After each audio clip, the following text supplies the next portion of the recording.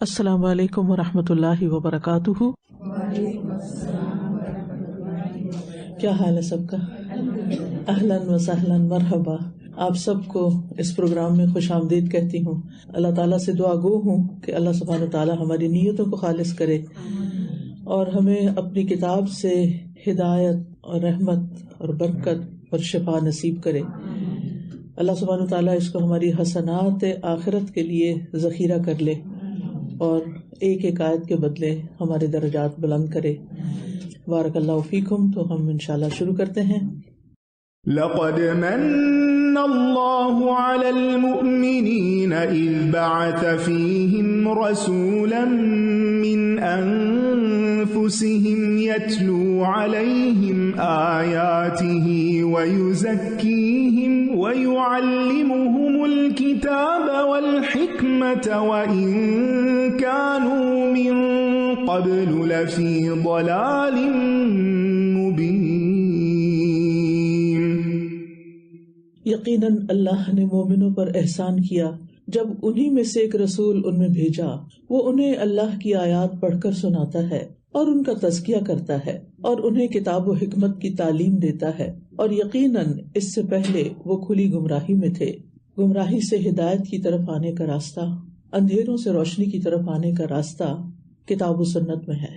اللہ سبحانہ تعالیٰ نے ہم سب پر بہت بڑا احسان کیا کہ ہمیں رسول اللہ صلی اللہ علیہ وسلم کا امتی بنایا۔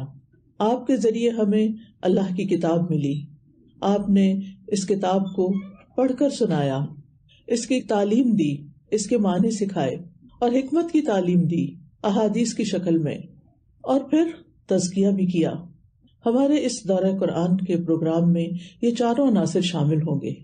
اس دفعہ انشاءاللہ آپ مکمل قرآن مجید کی تلاوت بھی سنیں گے اور اس کے ساتھ ساتھ کتاب کا یعنی قرآن مجید کا مکمل ترجمہ بھی سنیں گے، اور ہم سورہ وائز چلیں گے۔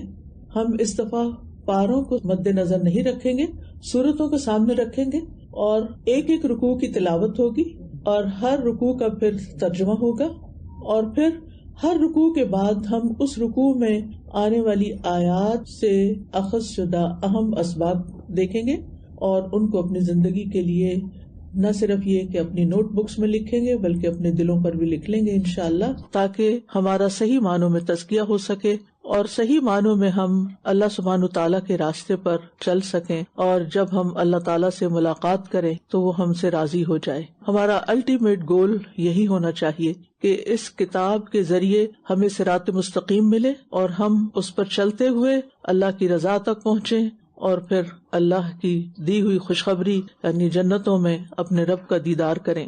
تو اللہ سبحانہ و تعالیٰ نے ہم پر احسان کیا اور کتاب بھیجی، لہذا پہلے تلاوت آیات ہوں گی اور اس کے بعد پھر تعلیم کتاب ہوگی۔ جب تلاوت ہو تو میری آپ سے درخواست ہوگی کہ بہت توجہ کے ساتھ آپ نے اپنے مصحف یعنی قرآن مجید کو دیکھتے ہوئے یا سامنے اسکرین کو دیکھتے ہوئے آیات کے اوپر نظر رکھنی ہے، ادھر ادھر نہیں دیکھنا۔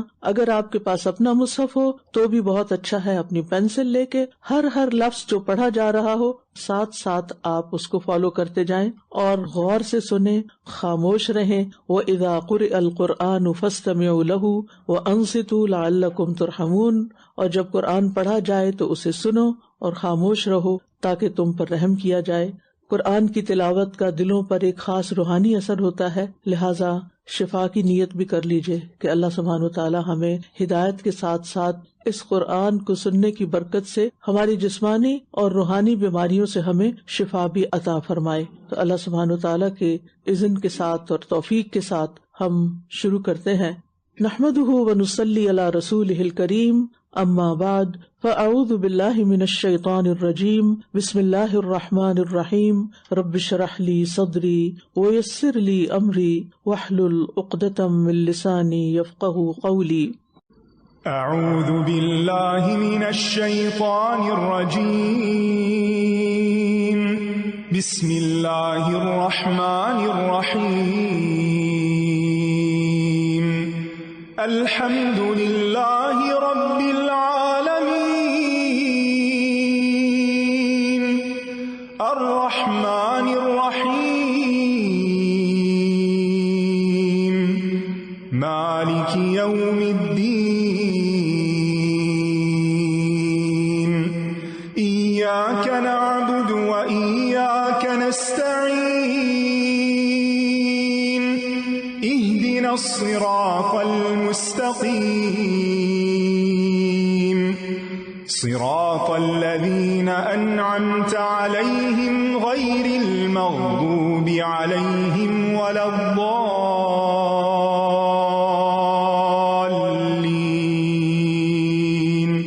آمين۔ سورۃ الفاتحہ مکی سورت ہے، قرآن مجید میں ترتیب کے اعتبار سے پہلی سورت، نزول کے اعتبار سے 5ویں سورت ہے۔ اس کی 7 آیات ہیں۔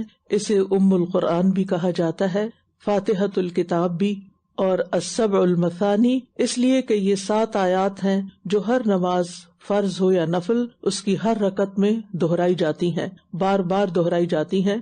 یہ سورت قرآن کریم کی سب سے عظیم سورت ہے۔ سورۃ الفاتحہ میں وہ صفات ہیں جو کسی اور سورت میں نہیں۔ یہاں تک کہا گیا کہ پورا قرآن اس میں موجود ہے، یعنی اس کا خلاصہ، اور یہ 25 کلمات پر مشتمل ہے جس میں قرآن کے تمام علوم سموئے ہوئے ہیں۔ اور اس کی فضیلت میں سے یہ بھی ہے کہ اللہ سبحانہ وتعالیٰ نے اسے اپنے اور اپنے بندے کے درمیان تقسیم کیا ہے، اور اس کے بغیر کوئی قربت صحیح نہیں ہوتی اور کوئی عمل اس کے ثواب کو نہیں پہنچ سکتا، اور اسی معنی میں یہ قرآن عظیم کی ماں قرار پائی ہے۔ سورۃ الفاتحہ دعا بھی ہے، اہدنا الصراط المستقیم، اور پورا قرآن مجید اس دعا کا جواب ہے۔ یہ نماز کے ارکان میں سے ایک رکن ہے۔ یہ سورت بہترین دم یا رقیہ بھی ہے۔ کسی بھی بیماری کی شکل میں اس کا بارہا پڑھ کر دم کرنا فائدہ دیتا ہے، اور اسے قرآن کی سب سے افضل سورت بھی کہا گیا۔ انس رضی اللہ عنہ کہتے ہیں کہ نبی صلی اللہ علیہ وسلم کسی سفر میں تھے تو ایک آدمی آپ کے پاس اترا۔ اس نے بتایا کہ نبی صلی اللہ علیہ وسلم نے اس کی طرف متوجہ ہو کر فرمایا، کیا میں تمہیں قرآن کے افضل حصے کے بارے میں نہ بتاؤں؟ پھر آپ نے اس پر الحمدللہ رب العالمین کی تلاوت کی، تو آپ نے بھی اس کی تلاوت سنی، یعنی قرآن کے افضل حصے کی۔ سورت کا آغاز بسم اللہ سے ہوتا ہے، اللہ کے نام سے جو بہت مہربان نہایت رحم فرمانے والا ہے۔ سب تعریفیں اللہ ہی کے لیے ہیں جو تمام جہانوں کا رب ہے، بہت مہربان نہایت رحم کرنے والا ہے، بدلے کے دن کا مالک ہے۔ صرف تیری ہی ہم عبادت کرتے ہیں اور صرف تجھ ہی سے ہم مدد چاہتے ہیں۔ ہمیں سیدھا راستہ دکھا، ان لوگوں کا راستہ جن پر تو نے انعام کیا، ان کا نہیں جن پر تیرا غضب ہوا، اور نہ گمراہ ہونے والوں کا۔ سورت کا آغاز بھی بسم اللہ سے ہو رہا ہے۔ ہمیں ہر کام کا آغاز اللہ کے نام کے ساتھ کرنا چاہیے۔ اللہ تعالیٰ نے اپنے نبی صلی اللہ علیہ وسلم کو یہ ادب سکھایا ہے کہ اپنے تمام کاموں اور اہم مواقع سے پہلے اللہ تعالیٰ کے اس نام سے، یعنی بہترین صفات الرحمن اور الرحیم سے آغاز کریں، یعنی ان کا ذکر کریں۔ اس صورت میں اللہ سبحانہ تعالیٰ کی جامع حمد بیان کی گئی ہے۔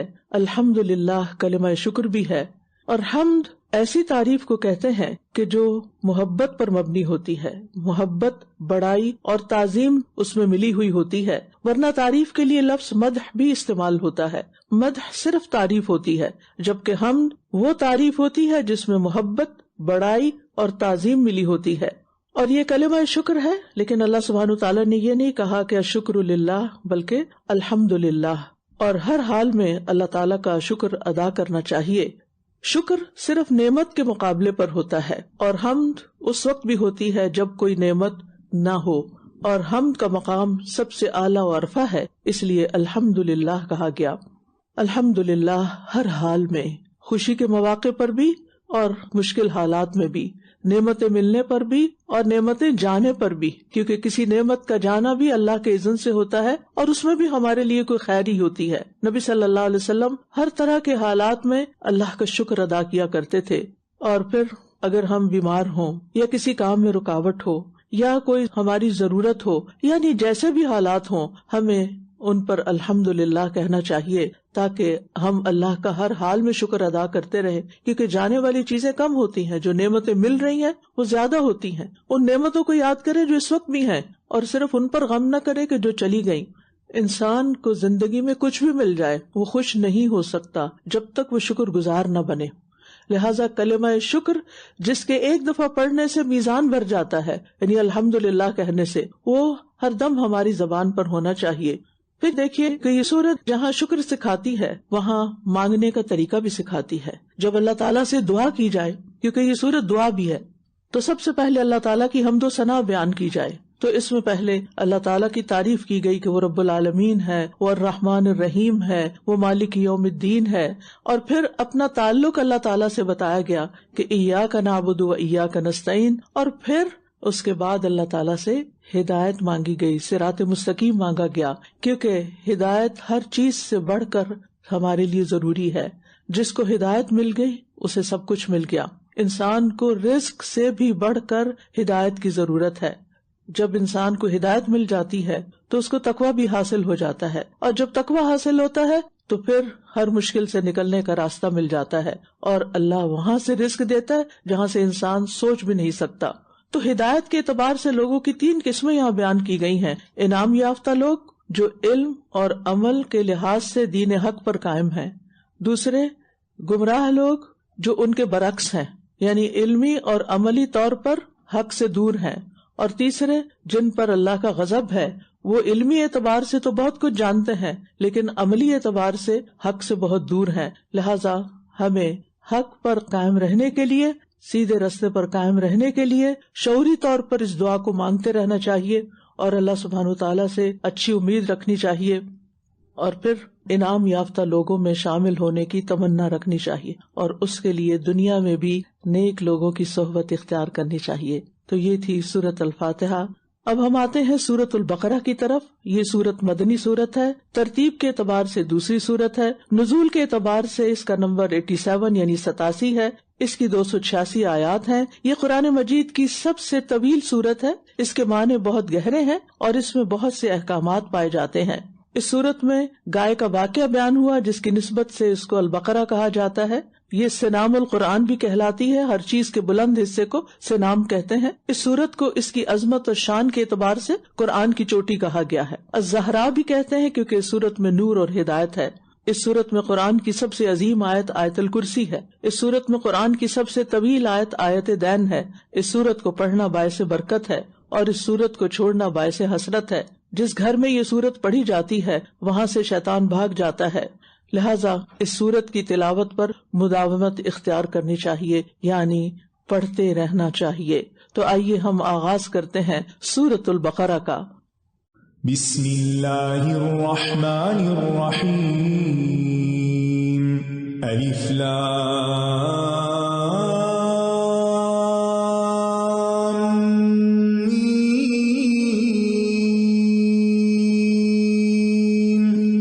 ذلك الكتاب لا ريب فيه هدى للمتقين الذين يؤمنون بالغيب ويقيمون الصلاة ومما رزقناهم ينفقون والذين يؤمنون بما أنزل إليك وما من قبلك وبالآخرة هم يوقنون أولئك على هدى من ربهم وأولئك هم المفلحون إن الذين كفروا سواء عليهم أأنذرتهم أم لم تنذرهم لا يؤمنون ختم الله على قلوبهم وعلى سمعهم وعلى أبصارهم غشاوة ولهم عذاب عظيم۔ الف لام میم، یہ وہ کتاب ہے جس میں کوئی شک نہیں، تقوی والوں کے لیے ہدایت کا ذریعہ ہے، وہ جو غیب پر ایمان لاتے ہیں اور نماز قائم کرتے ہیں اور جو رزق ہم نے انہیں دیا ہے اس میں سے خرچ کرتے ہیں، اور وہ جو اس پر ایمان لاتے ہیں جو آپ پر نازل کیا گیا ہے اور اس پر بھی جو آپ سے پہلے نازل کیا گیا، اور وہ آخرت پر یقین رکھتے ہیں، یہی لوگ اپنے رب کی طرف سے ہدایت پر ہیں، اور یہی لوگ دراصل فلاح پانے والے ہیں۔ بے شک جن لوگوں نے کفر کیا ان کے لیے برابر ہے، خواہ آپ انہیں ڈرائیں یا نہ ڈرائیں، یہ ایمان نہیں لائیں گے۔ اللہ نے ان کے دلوں پر اور کانوں پر مہر لگا دی ہے اور ان کی آنکھوں پر پردہ ہے اور ان کے لیے بہت بڑا عذاب ہے۔ الف لام میم، قرآن مجید کا ایک ایک حرف ادا کرنے پر نیکیاں ملتی ہیں۔ الف کہنے پر 10، لام کہنے پہ 10، میم کہنے پہ 10۔ آپ سوچئے کہ جن حروف کا ہمیں معنی نہیں پتا ان کو پڑھنے پر بھی 30 نیکیاں مل گئیں، تو باقی قرآن پڑھنے پر اور سننے پر کس قدر نیکیاں ملیں گی۔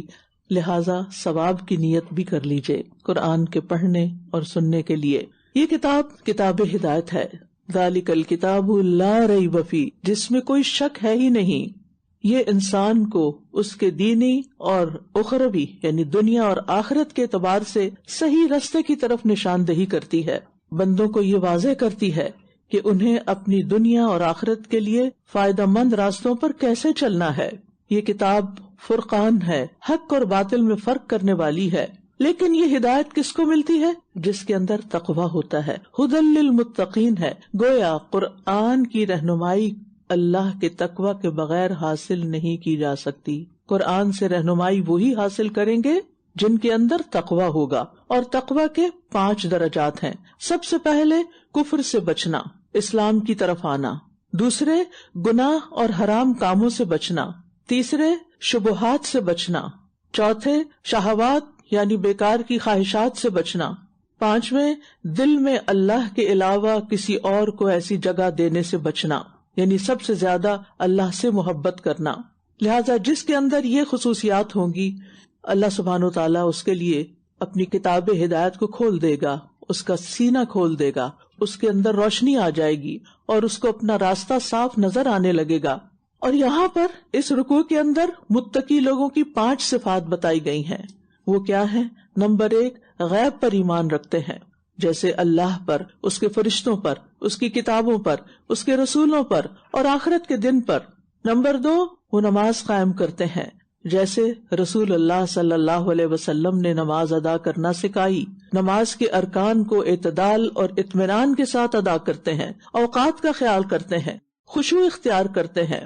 نمبر 3، اللہ کے دیے ہوئے رزق میں سے خرچ کرتے ہیں، یعنی جو کچھ بھی اللہ نے ان کو عطا کیا ہے، چاہے علم ہے، مال ہے، منصب ہے، وقت ہے، ان سب چیزوں کو وہ اللہ کے بندوں کے فائدے کے لیے خرچ کرتے ہیں۔ وہ دینے والے ہوتے ہیں، وہ وسیع القلب ہوتے ہیں، وہ بخیل نہیں ہوتے۔ اور نمبر 4، وہ قرآن مجید اور سابقہ آسمانی کتابوں پر ایمان لاتے ہیں، یعنی جو کچھ بھی اللہ سبحانہ تعالیٰ نے اتارا ان سب کو مانتے ہیں۔ اور نمبر 5، آخرت کے دن پر یقین رکھتے ہیں۔ یقین علم کے درجات میں سب سے اونچا درجہ ہے، اور یہ وہ درجہ ہے کہ ممکن نہیں کہ اس میں کسی طرح کا کوئی شک داخل ہو، یعنی آخرت پر ایمان رکھتے ہیں کیسا کہ ان کے دلوں میں آخرت کے کسی مرحلے کے بارے میں کسی قسم کا کوئی بھی شک نہیں۔ ایسے لوگ جن کی یہ صفات ہوں، ان کے لیے کیا وعدہ ہے، ان کے لیے کیا بشارت ہے؟ اولئک علی ھدی من ربہم واولئک ھم المفلحون۔ یہی وہ لوگ ہیں جو اپنے رب کی طرف سے آئی ہوئی ہدایت پر ہیں، اور یہی لوگ دراصل کامیاب ہونے والے ہیں۔ لہذا کامیابی کے لیے ان صفات کا اختیار کرنا نہایت ضروری ہے۔ اس کے برعکس جو لوگ انکار کریں، اللہ سبحانہ تعالیٰ نے ان کے بارے میں کیا فرمایا کہ ان کو خواہ تم بتاؤ یا نہ بتاؤ، جو ضد اور ہٹ درمی کا شکار ہے وہ ماننے والے نہیں ہیں، لیکن اس کا انجام بھی بڑا خوفناک ہے، اور وہ کیا ہے کہ ان کے لیے پھر عذاب عظیم ہے۔ متقین کے لیے کامیابی کا مقام ہے، جبکہ انکار کرنے والوں کے لیے عذاب عظیم ہے۔ اس کے بعد منافقین کا ذکر ہے اگلی آیات میں۔ آئیے تلاوت سنتے ہیں۔ تلاوت سنتے ہوئے اپنی پوری توجہ عربی ٹیکسٹ کی طرف رکھیے، آپ کی آنکھیں بھی قرآن مجید کو دیکھیں اور آپ کے کان بھی سنیں، تاکہ زیادہ سے زیادہ ثواب اور فائدہ حاصل ہو سکے۔ وَمِنَ النَّاسِ مَن يَقُولُ آمَنَّا بِاللَّهِ وَبِالْيَوْمِ الْآخِرِ وَمَا هُم بِمُؤْمِنِينَ يُخَادِعُونَ اللَّهَ وَالَّذِينَ آمَنُوا وَمَا يَخْدَعُونَ إِلَّا أَنفُسَهُمْ وَمَا يَشْعُرُونَ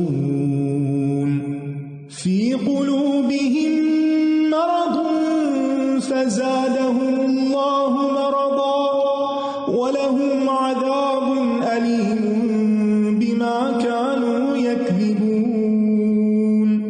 وَإِذَا قِيلَ لَهُمْ لَا تُفْسِدُوا فِي الْأَرْضِ قَالُوا إِنَّمَا نَحْنُ مُصْلِحُونَ أَلَا إِنَّهُمْ هُمُ الْمُفْسِدُونَ وَلَكِنْ لَا يَشْعُرُونَ وَإِذَا قِيلَ لَهُمْ آمِنُوا كَمَا آمَنَ النَّاسُ قَالُوا أَنُؤْمِنُ كَمَا آمَنَ السُّفَهَاءُ أَلَا إِنَّهُمْ هُمُ السُّفَهَاءُ وَلَكِنْ لَا يَعْلَمُونَ وَإِذَا لَقُوا الَّذِينَ آمَنُوا قَالُوا آمَنَّا وَإِذَا خَلَوْا إِلَى شَيَاطِينِهِمْ قَالُوا إِنَّا مَعَكُمْ إِنَّمَا نَحْنُ مُسْتَهْزِئُونَ اللَّهُ يَسْتَهْزِئُ بِهِمْ وَيَمُدُّهُمْ فِي طُغْيَانِهِمْ يَعْمَهُونَ أُولَئِكَ الَّذِينَ اشْتَرَوُا الضَّلَالَةَ بِالْهُدَى فَمَا رَبِحَتْ تِجَارَتُهُمْ وَمَا كَانُوا مُهْتَدِينَ مَثَلُهُمْ كَمَثَلِ الَّذِي اسْتَوْقَدَ نَارًا فَلَمَّا أَضَاءَتْ مَا حَوْلَهُ ذَهَبَ اللَّهُ بِنُورِهِمْ وَتَرَكَهُمْ فِي ظُلُمَاتٍ لَا يُبْصِرُونَ صُمٌّ بُكْمٌ عُمْيٌ فَهُمْ لَا يَرْجِعُونَ أَوْ كَصَيِّبٍ مِّنَ السَّمَاءِ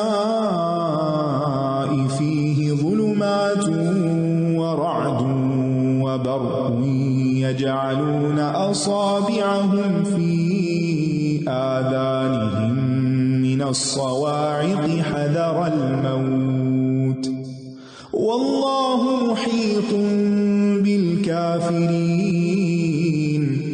يَكَادُ الْبَرْقُ يَخْطَفُ أَبْصَارَهُمْ كُلَّمَا أَضَاءَ لَهُم مَّشَوْا فِيهِ وَإِذَا أَظْلَمَ عَلَيْهِمْ قَامُوا وَلَوْ شَاءَ اللَّهُ لَذَهَبَ بِسَمْعِهِمْ وَأَبْصَارِهِمْ إِنَّ اللَّهَ عَلَى كُلِّ شَيْءٍ قَدِيرٌ۔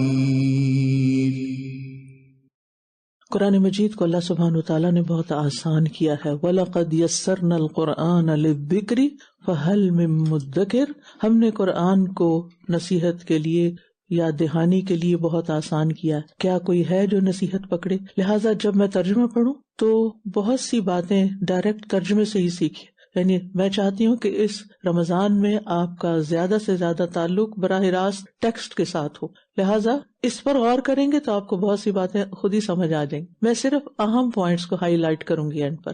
اور لوگوں میں سے کچھ ایسے ہیں جو زبان سے کہتے ہیں کہ ہم اللہ پر اور آخرت کے دن پر ایمان لے آئے ہیں، حالانکہ یہ ہرگز مومن نہیں ہے۔ اللہ ان کا ایمان نہیں مانتا، اللہ ان کے ایمان کو قبول نہیں کرتا، جو صرف زبانی کہتے ہیں، دل سے نہیں کہتے۔ یہ اللہ کو دھوکہ دیتے ہیں، کیونکہ دل میں کچھ اور ہے، زبان پر کچھ اور ان لوگوں کو جو ایمان لائے، مگر دراصل یہ اپنے آپ ہی کو دھوکہ دے رہے ہیں، کیونکہ اللہ تو دھوکہ نہیں کھاتا نا، اور یہ اس کا شعور بھی نہیں رکھتے کہ وہ کیا کر رہے ہیں۔ ان کے دلوں میں ایک مرض ہے، تو اللہ نے ان کے مرض کو اور زیادہ کر دیا، اور ان کے لیے دردناک عذاب ہے، کیونکہ یہ جھوٹ بولتے تھے۔